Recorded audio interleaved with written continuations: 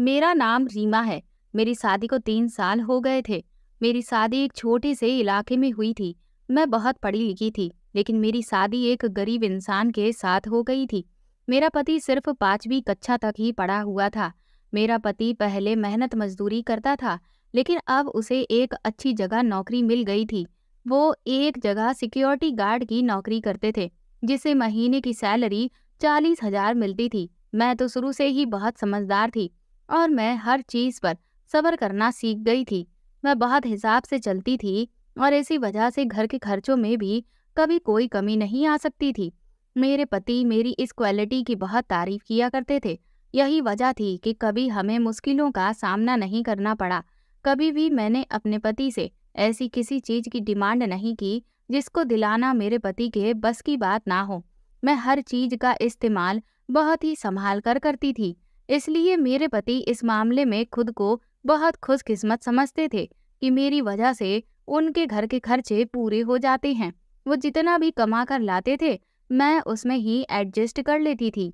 और तो और उन्हें काफी सारे पैसे जोड़कर भी दिखा दिया करती थी। मेरे पति मेरी ननद के पीछे मेरी तारीफ किया करते। वो मुझे बताते कि मेरी बहन शुरू से ही फिजूल खर्ची रही है। उसने कभी भी घर में पैसों को जोड़ना सीखा ही नहीं। पहले जब मैं मेहनत मजदूरी किया करता था, तो वो हमेशा मुझे ताने ही देती, और अब अपने पति को यही ताने देती है। तभी तो वो शुरू से ही अपना घर नहीं बसा सकी। काश मेरी बहन भी तुम्हारी तरह ही कम पैसों पर ही गुजारा करना सीख लेती। दरअसल मेरी नंद मेरे पति से 4 साल बड़ी थी, लेकिन वो मेरे पति पर उनकी माँ जितना ही हक जमाती थी। और मेरी नंद ने हमेशा मेरे पति पर अपने बड़े होने का रौब जमाया था। मेरे पति भी अपनी दीदी की बहुत इज्जत करते थे। कभी उन्होंने उन्हें बुरा भला नहीं कहा था, हमेशा उनकी इज्जत की थी और हमेशा उनकी हर बात को माना था। यही वजह थी कि मेरी नंद को बहुत घमंड था और वो हर महीने हमारे घर रहने आती थी। मेरी शादीशुदा जिंदगी बहुत अच्छी गुजर रही थी और मेरी एक बेटी भी थी। धीरे धीरे मेरी शादी को 7 साल हो गए थे। मेरी बेटी का नाम गीता था। फिर मेरी एक बेटी और पैदा हो गई, उसका नाम सीमा था। मेरी दोनों ही बेटियां बड़ी ही प्यारी थी। वैसे तो मेरे ससुराल में सिर्फ नंद के अलावा कोई नहीं था। मेरे सास ससुर तो काफी सालों पहले मर चुके थे। जब मैं शादी करके अपने ससुराल आई, तो यहाँ पर मेरे पति के अलावा सिर्फ मेरी नंद ही थी, जो मुझे हमेशा ताने देती रहती थी। उसकी भी शादी मेरी शादी से 5 महीने से पहले ही हुई थी। लेकिन कभी मेरी नंद ने मुझे समझने की कोशिश नहीं की, मुझसे कभी अच्छे से बात नहीं की, ना ही कभी मुझसे दोस्ती करने की कोशिश की। हमेशा ही वो मुझे अपनी भाभी समझकर तंग करती थी। वो नॉर्मल नंदों की तरह ही मुझ पर अपनी भड़ास निकालती थी। उनके घर में जैसी भी प्रॉब्लम होती, वो मुझे आकर ताने देती थी कि मेरे भाई ने तो तुम्हें रानी बनाकर रखा है। कभी वो इस बात पर लड़ने आ जाती थी कि तुम मेरे भाई को बेटे का सुख नहीं दे सकी, बेटियां पैदा करके उनका बोझ मेरे भाई के कंधों पर डाल दिया है। यहाँ तक कि जब मेरी छोटी बेटी का जन्म हुआ, तो मेरी नंद ने बहुत ही हंगामा मचाया था। वो कह रही थी कि मैं तो इस आस में बैठी हुई थी कि मेरे भाई का बेटा होगा, मैं भी अपने भतीजे को गोद में लेकर खिलाऊंगी, लेकिन तुमने तो मेरी उम्मीदों पर पानी ही फेर दिया। अब ना जाने कब मुझे अपने भतीजे का सुख नसीब होगा। मेरा पति तो अपनी बेटियों से भी बहुत प्यार करता था और अपनी बेटियों से बहुत खुश रहता था, क्योंकि उन्हें शुरू से ही बेटियां बहुत पसंद थीं। वो अपनी फैमिली से बहुत प्यार करते थे। शुक्र है कि मेरे पति ने अपनी बहन की बातों में आकर मुझे कभी कोई ताना नहीं दिया, ना ही मुझे कभी इस बात का ताना दिया कि मैंने 2-2 बेटियां पैदा की हैं। जबकि मेरी नंद की तो पूरी कोशिश थी कि वो किसी तरह मेरा हंसता खेलता परिवार उजाड़ सके। उन्होंने तो कई लड़कियां भी मेरे पति को दिखाना शुरू कर दी। मेरा पति ही उन्हें डांट कर चुप करवा दिया करता था कि वो दूसरी शादी नहीं करना चाहते। वो अपनी पत्नी और अपनी बेटियों के साथ बहुत खुश थे। लेकिन मेरी नंद बहुत चालाक थी। वो कहाँ अपनी हरकतों से बाज आने वाली थी। वो हमेशा मेरे पति से घर आकर यही कहती कि मैं तुम्हें नहीं कहती थी कि तुम दूसरी शादी कर लो, कम से कम तुम्हें बेटा तो मिल जाएगा। अब ये ना जाने कैसी औरत ले आए हो जो 2 बेटियों के बाद भी तुम्हें एक बेटा तक नहीं दे सकी। अब मुझसे पूछो, एक बेटा और एक बेटी तुम्हारे जीजा जी को दिए हैं, तब भी मेरे ससुराल वाले मुझसे खुश नहीं रहते। मैं जब भी अपने बेटियों के लिए नए कपड़े लेकर आती, तो मेरी नंद उनको अपनी बेटी के नाम पर उठाकर ले जाया करती थी, क्योंकि उन्हें ये हजम नहीं होता था कि मेरी बेटियां नए कपड़े पहनती हैं और उनकी बेटी पुराने, क्योंकि मेरी नंद मेरे पति की इकलौती बहन थी, क्योंकि उनके माता पिता बचपन में मर गए थे। खराब वक्त और हालात ने मेरी नंद को चिड़चिड़ा बना दिया था। मुस्कुराना तो जैसे वो भूल ही गई थी। मेरी नंद के अंदर इस कदर जहर भर चुका था कि अगर उसे कोई सांप भी काट ले तो उसकी बजाय सांप को ही अस्पताल भेजना पड़ जाए। अपने पति के बार बार नौकरी छोड़ने की वजह से मेरी नंद बहुत तंग आ चुकी थी। लड़ाई झगड़ा होने के बाद अपने पति से बहुत नाराज हो चुकी थी। सारी उम्र उन्होंने नौकरी की थी, इसलिए हालात से बहुत तंग हो चुकी थी। उसके बाद अपना सारा सामान पैक करके अपने दोनों बच्चों को लेकर वो हमारे घर में शिफ्ट होना चाहती थी। इसके लिए मेरी नंद काफी टाइम से तैयारी में लगी हुई थी। मेरे पति ने अपनी बहन को रहने के लिए अलग से कमरा भी दे दिया था, जहां जरूरत का हर सामान मौजूद था। अब इंतजार था मेरी ननद के घर आने का, और फिर वो शुभ घड़ी भी आ गई जब मेरी नंद अपना सारा बोरिया बिस्तर उठाकर मेरे घर में आ गई थी। मेरे पति ने मेरी नंद की परेशानी को समझते हुए मुझे और मेरी बेटियों को फिर से समझा दिया कि देखो, तुम लोग तो मेरी दीदी का बिहेवियर अच्छी तरह से जानती ही हो, इसीलिए उनको यहाँ पर किसी चीज की कोई परेशानी नहीं होनी चाहिए। मेरे पति ने मुझे खास तौर पर कहा कि रीता, मेरी बहन और उसके बच्चों का तुम्हें बहुत ख्याल रखना है। मुझे उनकी तरफ से किसी तरह की कोई शिकायत सुनने को ना मिले। मेरी बेटी ने मुझे देखा और उसने अपनी मासूम सी शकल को लटका लिया। हम तीनों माँ बेटी खामोशी से अपने अपने कामों में लग गए थे। मैं किचन में आ गई और मेरी दोनों बेटियां खेलने के लिए चली गईं। मेरी नंद और उसके बच्चों के घर में आ जाने से कोई भी खुश नहीं था, क्योंकि मेरी नंद की आदत बिल्कुल भी अच्छी नहीं थी। मेरी बेटियां भी उन्हें बुरा कहती थीं। मैं बहुत सीधी सादी थी, इसलिए मेरा पति मुझे जैसा कहता मैं वैसा ही कर लिया करती थी और अपनी बेटियों को भी समझा देती थी। हर किसी के चेहरे पर बस मेरी नंद के आ जाने से जबरदस्ती की मुस्कुराहट थी। कोई भी दिल से खुश नहीं था। मैं तो बस इस सोच में पड़ गई थी कि पता नहीं अब मेरी नंद को मुझे क्या शिकायतें होने वाली हैं। मैं जानती थी कि अगर मैं फूक फूक कर भी कदम रखूंगी तो भी मेरी नंद मेरी कोई ना कोई गलती निकाल ही लेगी। मेरे पति ने मुझे यही बताया कि उनके ससुराल वाले उन्हें परेशान रखते हैं, तभी तो वो ऐसी हो गई हैं। मेरी नंद ने घर आते ही एक एक चीज को ध्यान से देख लिया था। पहले ही मैं बहुत सोच समझ कर चलती थी, लेकिन जो पैसे मैं जोड़ लिया करती थी अब उनमें से कुछ भी नहीं बच पाता था। मेरे पति पर भी डबल जिम्मेदारी आ गई थी। वो किसी के बंगले में सिक्योरिटी गार्ड की नौकरी करते थे। अब तो बहन के आने पर उन्होंने अपनी बहन को कुछ कहने की बजाय अपनी नौकरी की टाइमिंग बढ़ा दी थी। वो जो टाइम हमारे साथ स्पेंड किया करते थे, अब वो अपना सारा टाइम नौकरी पर गुजार देते थे। मैं और मेरी बेटियां तो बहुत ही परेशान थीं, लेकिन मेरी नंद को लगता था कि मेरा पति तो नोट छाप रहा है। वो नोट छापते हैं तो हम अय्यासी से जिंदगी गुजार रहे हैं। मेरी बेटियां तो सरकारी स्कूल में पढ़ती थी। मेरी नंद ने मेरे कपड़ों पर कब्जा जमा लिया था, और तो और वो मेरी बेटियों के कपड़े अपनी बेटी को पहना दिया करती थी। कहती थी कि मैं तो अपने बच्चों के कपड़े ही नहीं बनाती हूँ, अगर मेरा पति मुझे पैसे दे तब तो मैं अपने कपड़े बनाऊं ना। हर वक्त अपने भाई के सामने वो रोना शुरू कर देती थी। मुझे अपनी नंद का इस तरह रोना झूठा ही लगता था। मेरी बेटी को भी ये सब कुछ बहुत बुरा लगता था। मेरी बेटी कहती थी कि मम्मी, बुआ झूठे आंसू बहा रही हैं, लेकिन मैं अपनी बेटियों को डांट दिया करती थी। मैंने शुरू से ही अपनी बेटियों को ट्यूशन पढ़ाई थी, क्योंकि मैं खुद भी पढ़ी लिखी थी। लेकिन अब सुबह शाम काम करते करते मैं बहुत ज़्यादा बिजी रहने लगी थी और मुझे अपनी बेटियों को पढ़ाने का बिल्कुल भी टाइम नहीं मिलता था। मेरी नंद मुझे एक मिनट को भी चैन से बैठने ही नहीं देती थी। वो बार बार कोई ना कोई काम लगातार बताती रहती थी। मेरा पति भी ये सब कुछ नोटिस कर रहा था। वो मुझे इशारे से सब्र करने के लिए कह दिया करता था। फिर धीरे धीरे मेरी नंद, जो मेहमान बनकर आई थी, मालकिन बन गई और हमसे ज्यादा तो हमारे घर पर मेरी नंद का राज रहने लगा था। उसके बच्चों ने मेरी बेटियों के कमरों पर कब्जा जमा लिया था और मेरे पति थे कि उनसे कुछ कहते ही नहीं थे। मेरी नंद का पति भी बहुत चालाक था। उसने भी ये चाल अच्छे से समझ ली थी कि मुफ्त का कैसे खाना है। इसीलिए जब भी वो मेरी नंद को लेने के लिए घर आते तो किसी न किसी बहाने से लड़ाई करके वापस उन्हें हमारे घर पर ही छोड़ जाते थे। यहाँ तक कि मेरी नंद ने तो रोना धोना मचा दिया था कि मेरे बच्चों की पढ़ाई लिखाई का खर्चा कौन उठाएगा। मेरे पति को अपनी बहन पर रहम आ गया और उन्होंने हमारे बारे में कुछ भी सोचे समझे बगैर ही उनके बच्चों को, जो कि पहले से ही सरकारी स्कूल में पढ़ रहे थे, उसके बावजूद उन्होंने अपनी बहन के 2 बच्चों की भी जिम्मेदारी उठा ली। मेरी नंद मेरी हर चीज पर कब्जा जमा लेती। मेरी हर चीज मेरी कम और मेरी नंद की ज्यादा हो गई थी। इसी तरह से मेरे बच्चों की चीजें भी उनसे छीन ली गई थी। मैं अपने सामान को बहुत संभाल कर रखती थी, लेकिन मेरी ननद ने मेरा हर सामान खराब कर दिया था। मैं अगर इस बारे में अपने पति से शिकायत करती तो वो मुझे समझा दिया करते, और अगर मेरी बेटियों के भी खिलौने मेरी नंद के बच्चे तोड़ देते तो मेरी बेटियां अपने पिता से इस चीज की शिकायत कर देती। तो मेरे पति अपने बच्चों को भी समझा देते थे कि बेटा, तुम्हारे सर पर तो पिता का साया है। उनके पिता तो कभी उनका हाल चाल भी नहीं लेते, इसीलिए तुम लोग मुझसे कोई सवाल जवाब मत किया करो। मेरी नंद की वजह से तो कई बार घर बर्बाद हो चुके थे।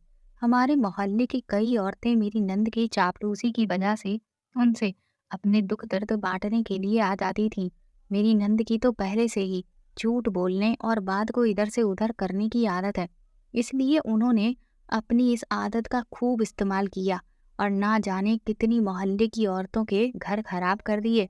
अब वो हर टाइम मेरी बेटियों के पीछे पड़ी रहती थी। यही कहती थी कि अपनी माँ का हाथ बटाया करो, लेकिन मैं तो अपनी बेटियों से काम नहीं करवाना चाहती थी, क्योंकि मेरी बेटियों की उम्र पढ़ाई लिखाई की और खेल कूद की थी। वो खुद को तो नहीं देखती थी कि जब से हमारे घर में आई थी, एक काम को भी हाथ नहीं लगाया था और ना ही अपनी बेटी को किसी काम के लिए कहती थी। बस हमेशा अपनी भाभी पर हुक्म चलाती रहती थी। मेरी बेटी को पढ़ने लिखने की बजाय घर के कामों की एडवाइस दिया करती थी, जबकि उनकी बेटी ने तो घर के किसी काम को हाथ तक नहीं लगाया था। मेरी नंद की बेटी मेरी बेटियों से कहती कि मैं तो अपने पापा के घर जाकर ही काम करूंगी। ये तो मेरे मामा का घर है और मैं यहाँ मेहमान बनकर आई हूँ। कभी कभी तो मेरी बेटी को भी गुस्सा आ जाता था और वो कहती थी कि तुम मेहमान नहीं हो, मेहमान तो कभी कभी का होता है, जबकि तुम लोगों को तो हमारे घर पर आए हुए 2.5 साल हो गए हैं। मेरी बेटी की इतनी सी बात पर मेरी ननद ने बहुत ही हंगामा मचाया था। उनके दिल को तब तक सुकून नहीं मिला जब तक उन्होंने मेरी बेटी को उनके पिता से डांट नहीं पड़वा दी। मेरा पति अपने बच्चों के लिए अगर कोई खाने की चीज लेकर आता तो मेरी नंद ही सबसे पहले बढ़कर उसको ले लिया करती थी और बड़ी चालाकी से अपना और अपने बच्चों का हिस्सा निकाल लिया करती थी। अगर कभी हमारे लिए खाने की चीज बच जाती तो हमें मिल जाती, लेकिन अक्सर कभी कुछ भी नहीं बचता था। मैं तो हमेशा खामोशी से चुप रहती थी और अपनी बेटी को भी खामोश रहने की सलाह देती थी, क्योंकि मुझे पता चल गया था कि कुछ कहने का भी कोई फायदा नहीं है। जबकि अगर कोई भी चीज है, वो मेरा पति मेरे और मेरी बेटियों के लिए लेकर आता है, जिस पर मेरी नंद अपना कब्जा जमा देती है। दौलत के लालच ने मेरी नंद की आंखों पर पट्टी बांध दी थी। वो अपने बच्चों को यही समझाती थी कि मामा से जितना बटोरना चाहते हो बटोर लो। ऐसा नहीं था कि मेरी नंद का पति उसे महीने के खर्च के पैसे नहीं भेजता था, लेकिन उन पैसों को मेरी नंद कहीं खर्च नहीं करती थी, बल्कि अपने बच्चों के लिए बैंक में पैसा जमा करवा देती थी। कहती थी कि ये ख्याल मुझे पहले क्यों नहीं आया, जो पहले वो यहाँ पर मेहमान बनकर आती रहती थी। अब वो मेरे घर को अपना समझने लगी थी। कहती थी कि ये मेरे पिता और भाई का घर है, इसमें मेरा हिस्सा भी तो है। मैंने जिंदगी में कभी हिस्सा नहीं मांगा। अब मैं यहाँ रहने आ गई हूँ तो तुम लोगों को परेशानी हो रही है, जबकि इस घर में मेरा भी हिस्सा है। मैं इस घर में अपने हिस्से में रह रही हूँ। मेरा पति हमेशा उनकी बात पर अपना सर झुका दिया करता है और उनकी हर बात में हाँ मिला देता था। मेरी नंद के माता पिता बचपन में मर गए तो उन्होंने अपने भाई का ख्याल रखा। उसके लिए खाने और घर की सारी जिम्मेदारी मेरी नंद के कंधों पर आ गई थी। जब मेरा पति बड़ा हुआ तो मेरी नंद ने नौकरी करना छोड़ दिया। फिर मेरा पति कमा कर लाता तो अपनी बहन के हाथ पर पैसे रखता था। वो महीने का खर्चा चलाती, लेकिन फिर भी उन्हें मेरे पति से शिकायतें रहती थी। जब वो 20 साल की हो गई तो मेरे पति ने अपनी शादी से पहले उनकी शादी कर दी और उसके कुछ महीनों बाद भी अपनी शादी कर ली, क्योंकि मेरे पति को परेशानी होने लगी थी। मेरी नंद की शादी हो गई तो उन्हें अपनी ससुराल में बहुत परेशानियां आने लगी थी। वो बात बात पर अपने भाई को ताना देती थी कि मेरी शादी कहाँ करवा दी है, क्योंकि गरीब फैमिली में उनका गुजारा नहीं होता था। वो मेरे पति से कहती कि तुमने मेरे लिए अमीर फैमिली क्यों नहीं ढूंढी? अगर मेरे माता पिता जिंदा होते तो मेरा भला सोचते और मेरी शादी कभी भी गरीब लोगों में नहीं करवाते। पहले भी सारी उम्र गरीबी ही सही है, अब आगे भी गरीबी ही देखूंगी। मेरे पति उन्हें बहुत समझाते रहे और शादी से पहले तो कई बार उनके ससुराल में उनको पैसे भी देकर आए थे। फिर मेरी नंद ने मुझे पसंद करके मेरी शादी अपने भाई के साथ करवा दी और फिर जब अपनी ससुराल में मैं सुखी रहने लगी तो उनको ये सब कुछ हजम नहीं हुआ। अब वो मेरा घर बिगाड़ने के लिए खुद यहाँ पर परमानेंट शिफ्ट हो गई थी। मेरी नंद के बच्चे मेरे बच्चों के साथ सरकारी स्कूल में पढ़ते थे, लेकिन रोज वहाँ पर कोई ना कोई चीज़ वो गुम करके आते थे। मेरी नंद का बेटा तो हर टाइम लड़कियों के पीछे पड़ा रहता था। उसकी बहुत सारी शिकायतें मेरे पति को मिलती थी। वो अपनी बहन को बहुत समझाते थे कि अपने बेटे को समझाया करो, इन सब चक्करों में ना पड़े, लेकिन वो उल्टा ही मेरे पति पर गुस्सा करने लग जाती थी और उनसे कहती थी कि हम तुम्हारे घर में रह रहे हैं, इसलिए तुम्हें इस बात से ऐतराज है। टीचर भी हमेशा मेरे बेटे के पीछे पड़ी रहती है। मेरे बच्चों ने तो कभी सरकारी स्कूल में पढ़ाई नहीं की है। अब अपनी माँ के हालात देखते हुए उन्होंने यहाँ एडमिशन ले लिया है, लेकिन यहाँ तो हमेशा टीचर मेरे बच्चों पर झूठा इल्जाम लगाकर हमेशा उनकी इंसल्ट करती रहती है। मेरी बेटियाँ बड़ी हो रही थी। मैंने अपनी बेटियों को बहुत अच्छे संस्कार दिए थे। अपनी बेटियों के जवान होते ही मैंने उनका घर से निकलना बिल्कुल बंद कर दिया था। वो सिर्फ पढ़ाई करने के लिए घर से निकलती थी। मेरी नंद को ये बात बिल्कुल अच्छी नहीं लगती थी, क्योंकि उनकी बेटी में बिल्कुल भी संस्कार नहीं है।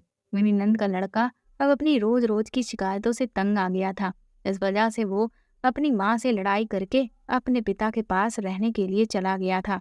दरअसल मेरे पति उसकी हर चीज पर नजर रखते थे। उसे आवारा लड़कों के साथ घूमने नहीं देते थे, ना ही उसे आवारागर्दी करने देते थे। वो अपने पिता के पास चला गया था। मेरी नंद यहाँ अपनी बेटी के साथ अकेली रह गई थी। वो अपने बेटे को बहुत याद करती थी। मेरा तो मन चाह रहा था कि वो भी अपनी बेटी के साथ चली जाए। मोहल्ले की औरतें भी मुझे हिम्मत देती थीं कि इतनी चालाक ननद के साथ तुम्हारा गुजारा कैसे होता है?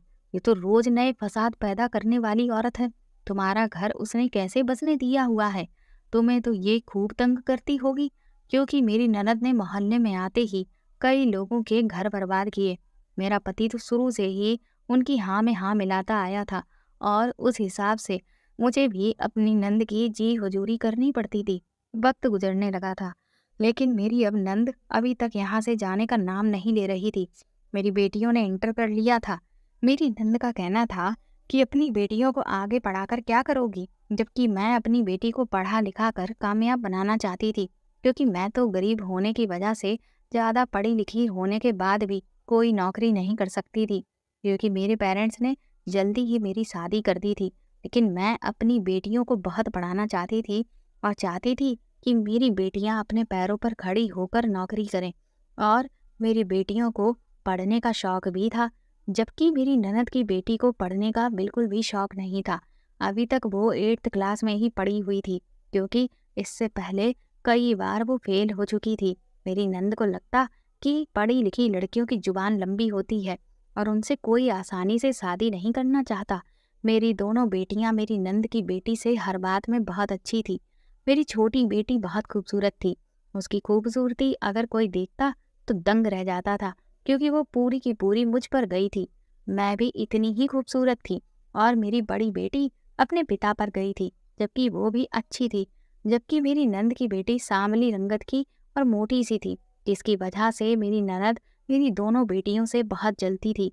वक्त गुजरने लगा और मेरी नंद कहती थी कि मेरा बेटा कमाने लगा है, देखना अब वो मुझे पैसे दिया करेगा। ये बात सही थी कि मेरी नंद का बेटा बहुत पैसे कमाने लगा था, लेकिन वो पैसे कैसे कमाता था और कहाँ उड़ाता था, इस बारे में हम लोगों को तो कुछ भी नहीं पता था। मेरे पति ने कई बार मेरी नंद से इस बारे में पूछने की भी कोशिश की, पर मेरी नंद ने कुछ नहीं बताया। हम लोगों ने ये सुना था कि मेरी ननद का बेटा कहीं से बहुत सारे पैसे कमाकर लाता है। वो कोई मेहनत मजदूरी भी नहीं करता था, लेकिन पता नहीं कि उसके पास पैसे कहाँ से आते हैं। वो कभी कभी अपनी माँ से हमारे घर मिलने आता तो अपनी माँ को भी पैसे दिया करता था। मेरी ननद अपने बेटे से पैसे लेकर बहुत ज़्यादा खुश होती थी और अपने बेटे की बहुत तारीफ करती थी। उनका कहना था कि जल्द ही मैं लोगों के सर से बोझ बनकर उतर जाऊंगी, क्योंकि मेरा बेटा अपने पैरों पर खड़ा हो गया है। मुझे तो ये बात हजम नहीं होती थी कि मेरी ननद का बेटा इतने सारे पैसे आखिर ला कहाँ से रहा है। मेरे पति ने इस बात को जानने की कई बार कोशिश की, लेकिन उन्हें कुछ पता ही नहीं चल सका। उन्होंने कई बार अपनी बहन से भी इस बारे में शिकायत की। तुम्हें अपने बेटे से पूछना चाहिए कि वो इतनी सारी रकम बिना मेहनत के कहाँ से ला रहा है। मेरी ननद को इस बात पर गुस्सा आ गया और उन्होंने मेरे पति से कहा कि तुम मेरे बेटे पर इल्जाम लगा रहे हो। तुम्हारे इसी इल्जाम की वजह से तो वो एक दिन इस घर को छोड़कर चला गया था। अब वो जब अपने पैरों पर खड़ा हो गया है, तब भी तुम लोगों को मेरा बेटा बुरा लगता है।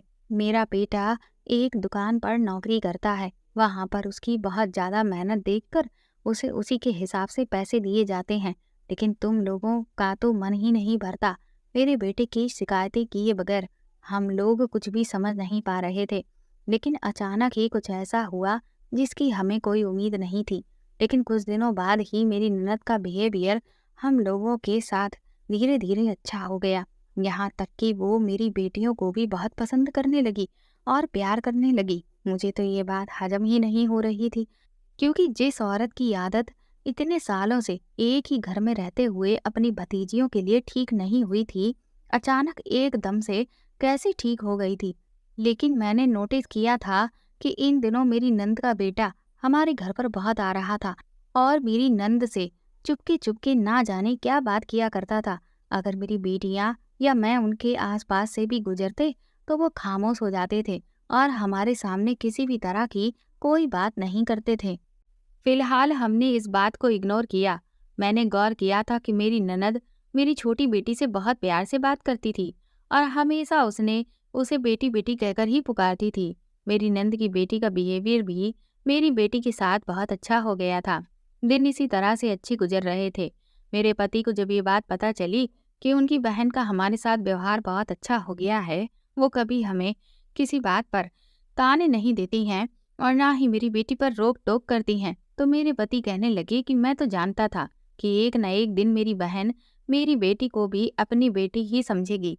वो जुबान की बुरी है, लेकिन दिल की बुरी नहीं है।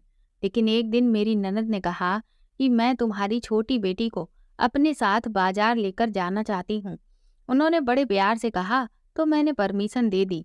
मेरी ननद की बेटी की तबीयत ठीक नहीं थी, क्योंकि मेरी बेटी भी अब उनके साथ काफी मिल गई थी, इसलिए उनके हर काम को वो प्यार से कर दिया करती थी। मुझे इसमें कोई शिकायत नहीं थी, इसलिए मैंने अपनी बेटी को अपनी ननद के साथ जाने के लिए भेज दिया। मेरी बड़ी बेटी अपने कमरे में बैठी हुई पढ़ाई कर रही थी, लेकिन छोटी बेटी जा चुकी थी। मेरी ननद ने कहा था कि मुझे सिर्फ 2 घंटे का काम है बाजार में, लेकिन मेरी ननद को मार्केट गए हुए 2 से 3 घंटे हो गए थे, पर वो अभी तक नहीं आई थी। हद तो तब हो गई जब रात के 8 बजे, लेकिन अभी तक नहीं आई। मैं उनका बेसब्री से इंतजार कर रही थी, क्योंकि मैंने कभी भी अपनी बेटियों को ज्यादा घर से बाहर नहीं जाने दिया था। 9 बज गए तो मेरे पति खाना खाने के लिए घर आए, तो मैंने अपने पति को ये बात बताई, तो वो भी परेशान हो गए। मेरे पति कहने लगे, जब 1-2 घंटे के काम को कहकर गई तो फिर कुछ ज्यादा ही टाइम हो गया है। अभी तक तो उन्हें घर लौट आना चाहिए था। अब तो रात भी काफी हो गई है। मेरे पति ने उनका नंबर भी ट्राई किया, लेकिन उनका नंबर तो लग ही नहीं रहा था। फिर इंतजार करते करते मेरे पति मेरी ननद के ससुराल चले गए कि कहीं मेरी बेटी को लेकर वो वहां तो नहीं चली गई हैं। लेकिन वहां पर पता चला कि मेरी ननद तो वहां गई ही नहीं है। यहाँ तक कि मेरे पति ने मार्केट में भी देख लिया। मेरे पति को नंद और बेटी कहीं नजर नहीं आई। मेरे पति घर वापस आए। हम लोग बहुत परेशान हो रहे थे। मेरा दिल अपनी बेटी के लिए सबसे ज्यादा परेशान था। ननद की बेटी को तो अपनी माँ की कोई फिक्र ही नहीं थी। वो तो अपने कमरे में आराम से सोई हुई थी।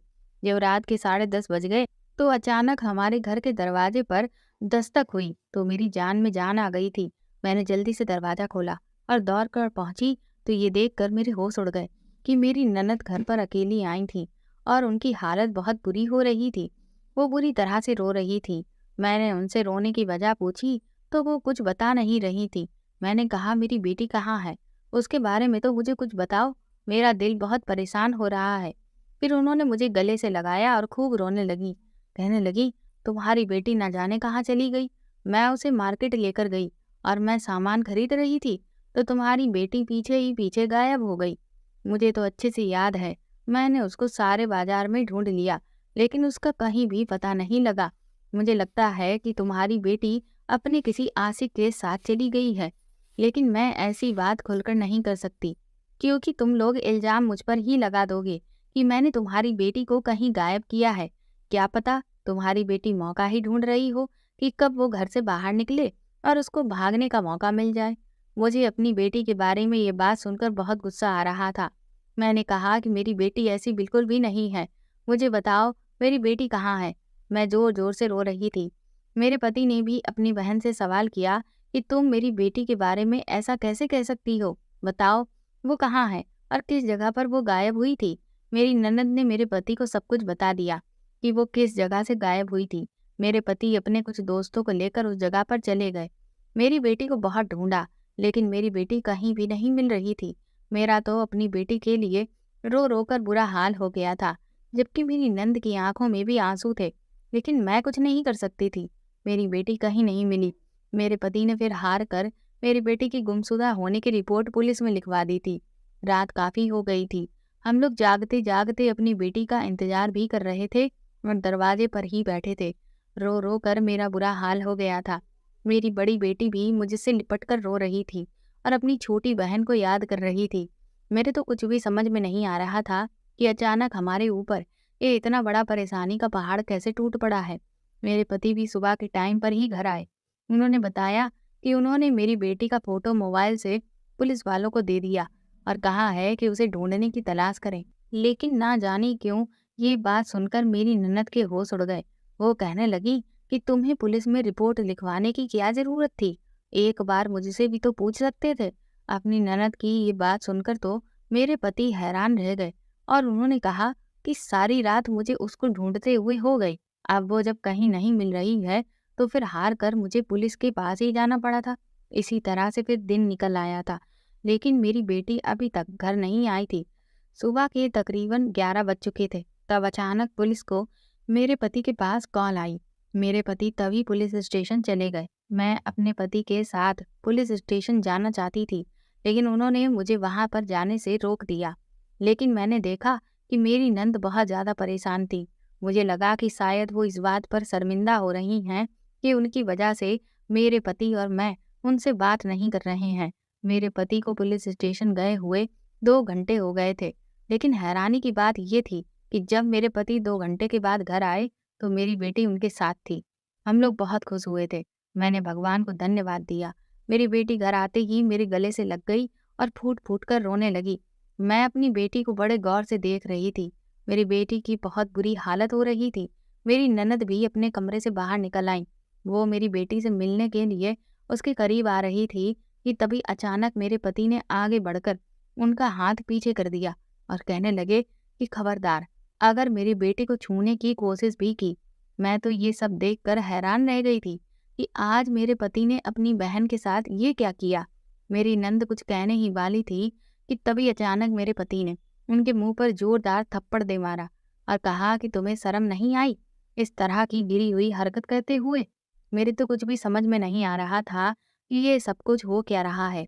मैंने अपनी बेटी से पूछा कि तुम ठीक तो हो? तुम कहाँ चली गई थी? मेरी बेटी ने मुझे रोते हुए बताया, मम्मी, बुआ अच्छी नहीं है। बुआ मुझे मार्केट ले जाने के बहाने एक आदमी के पास ले गई थी, जिसने बुआ को बहुत सारा पैसा दिया और मुझे जबरदस्ती अपने साथ गाड़ी में बिठाकर ले गया था। वो मुझे एक ऐसी जगह ले गया जहाँ गुंडे टाइप के आदमी थे, जिनसे मुझे बहुत डर लग रहा था। ये कहकर मेरी बेटी फूट फूट कर रोने लगी। ये बात सुनकर तो मुझे अपने कानों पर विश्वास नहीं हो रहा था, जबकि मेरी नंद अपने गाल पर हाथ रखकर शर्मिंदा सी खड़ी हुई थी। मेरे पति ने कहा कि हमारी बेटी ठीक कह रही है। इस औरत ने मेरी बेटी के साथ बहुत बुरा सलूक किया है, जबकि मैंने इसे रहने के लिए अपने घर में जगह दी। इसके साथ क्या कुछ नहीं किया, हमेशा इसके बच्चों को अपना समझा। मैंने इसके साथ अभी भी रिश्ता निभाया है। मैं अगर चाहता तो इसको और इसके बेटे को पुलिस के हवाले कर सकता था, लेकिन मैंने पुलिस को कुछ भी नहीं बताया। सिर्फ यही बताया था कि मेरी बेटी रास्ते से ही गायब हो गई थी। वो तो अच्छा हुआ कि जल्दी ही ये सच्चाई हम लोगों के सामने खुलकर आ गई, क्योंकि पुलिस ने मेरी बेटी को सब जगह पर तलाश कर लिया था। हमारी बेटी कहीं नहीं मिल रही थी। पुलिस का शक फिर कोठों पर गया और जब उन्होंने कोठों पर छापा मारा तो वहां पर काफी सारी ऐसी लड़कियां मिली थीं जो गुमशुदा हो गई थीं और जिनकी रिपोर्ट पुलिस स्टेशन में पहले से ही दर्ज थी। भगवान का शुक्र है कि हमारी बेटी को कुछ नहीं हुआ, वो सही सलामत वापस आ गई है। जबकि मेरी बेटी की वजह से काफी सारी ऐसी लड़कियां हैं जो कोठे पर थीं, सब मिल गईं, क्योंकि पुलिस को काफी दिनों से कोठे के लोगों पर शक था और शहर से बहुत लड़कियां गायब हो रही थीं। इसलिए उन्होंने वहीं पर छापा मारा जहां हमारी बेटी भी बरामद हुई। हमारी बेटी के साथ साथ काफी लड़कियां भी जिनको बहाने बहाने से कोठों पर बेचा गया था बच गईं। मेरे पति ने अपनी बहन और उसकी बेटी को धक्के मारकर हमारे घर से बाहर निकाल दिया। मेरी नंद शर्मिंदा हो रही थी। मेरे पति चाहते तो मेरी ननद को पुलिस के हवाले भी कर सकते थे और साथ ही साथ उसके बेटे को भी, लेकिन उन्होंने ऐसा कुछ नहीं किया क्योंकि इसमें भी तो उनके घर की इज्जत ही खराब होती। उनका कहना था कि इसे मैं सजा नहीं दूंगा, इसे तो भगवान ही समझेगा। मेरे पति ने अभी भी सब्र किया था।